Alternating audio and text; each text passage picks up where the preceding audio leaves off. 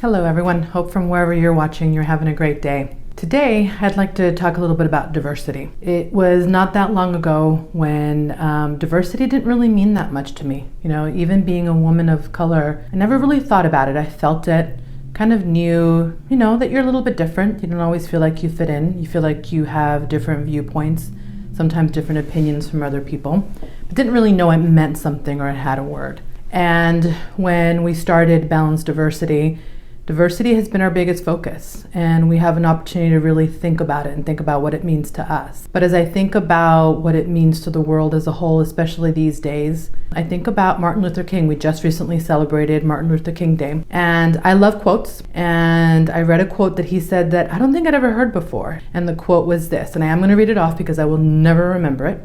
It's, "We need leaders not in love with money, but in love with justice. Not in love with publicity, but in love with humanity." And that really struck a chord with me as we think about us as leaders. What do we owe not just our employees, our teams, but what do we owe the communities and those that we serve, is to really think about this and think about what these words mean to us as leaders. Being in the staffing industry, diversity is a big topic these days, and it's a big word in terms of your diverse workforce. Staffing industry analysts recently put out a study. They had a blog that was very interesting, and what they said in this blog was not only, as we think about what COVID has done for us this year, it has changed the staffing landscape. But it wasn't changing something that wasn't already moving. It wasn't a catalyst, but it was an accelerant. The changes had already been underway, but it just kind of sped things up a little bit. So especially with millennials not being in the workforce, Gen Z is just getting started.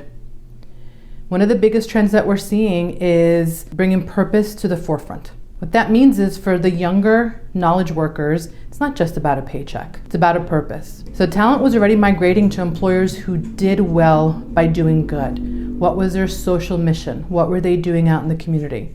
Who did they want to be known for as an employer? After this pandemic and how difficult of an experience it's been for so many people and the human toll that it has taken, companies need to demonstrate that they genuinely care, not just for the bottom line, but they have to care for the people. So especially these days, companies, what they have to focus on and make sure is, after this pandemic and the wrenching experience and the human toll that it took on all of us, companies should demonstrate that they genuinely care, not just for the single bottom line, but the triple bottom line of profit, people, and the planet. And this is a direct quote from somebody, but I loved it. You need to think more Greta Thunberg and less Gordon Gekko. And thank you to all the folks out there that know what I mean by Gordon Gekko. It actually was one of my favorite movies, but it was a pretty interesting movie.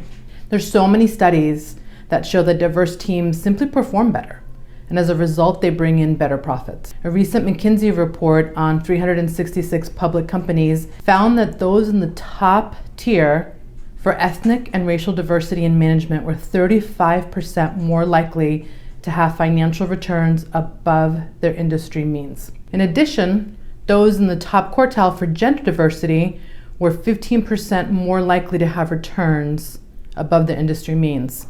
Being a woman and now being a woman organization, I truly see the opportunity for women leadership.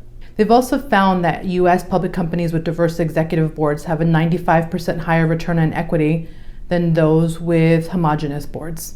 And then increasing the diversity of leadership teams leads to improved financial performance, which means that clearly diversity pays off. So as we're thinking about those words by Martin Luther King and how incredible was it that he spoke those words so long ago, before the times that we're living in now, and truly before the times of everyone looking at the stock market and companies really measuring themselves only on their bottom line and the profits that they can return to their investors. How foresight was it of him to speak those words? That as leaders, we have to be in love with humanity and not with the profit. So I leave you with those words for today, and I know that I'm thinking about it and thinking as a leader myself, how am I going to actually put that in practice? Hopefully you think about that as well and see how you can put it in practice. Until next time, take care.